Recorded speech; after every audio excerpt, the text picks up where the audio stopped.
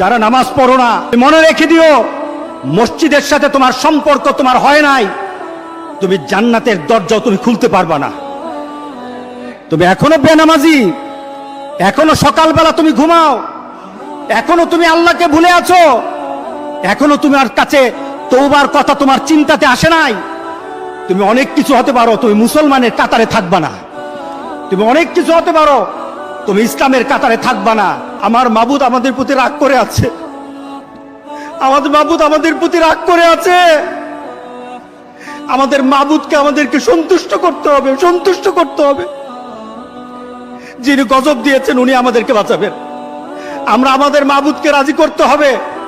আমরা তওবার মাধ্যমে আল্লাহকে রাজি করতে আর চেষ্টা হব।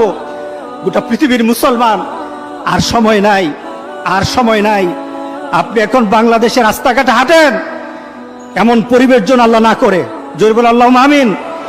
এমন পরিবেশ যেন আল্লাহ না করে, যখন ঘর থেকে কই বের হবে তার লাশটা বের হবে, কেউ জানাজাও দিবে না, এমন হয়ে যাবে।